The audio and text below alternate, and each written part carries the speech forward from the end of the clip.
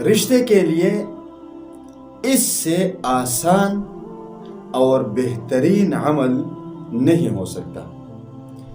جس کو رشتہ نہیں ملتا اس کے لیے یہ سب سے آسان اور سب سے زیادہ مجرب وظیفہ ہے۔ وہ اس طرح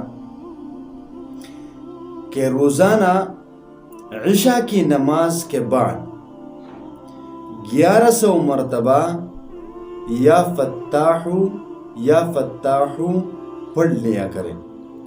عشاء کی نماز کے بعد 1100 مرتبہ اور فجر کی نماز کے بعد 489 مرتبہ 489 فجر کی نماز کے بعد انشاءاللہ تعالی آپ کو رشتہ مل جائے گا، اور ایسا رشتہ مل جائے گا جس کو آپ چاہتے ہیں، جس کو آپ ڈھونڈ رہے ہیں۔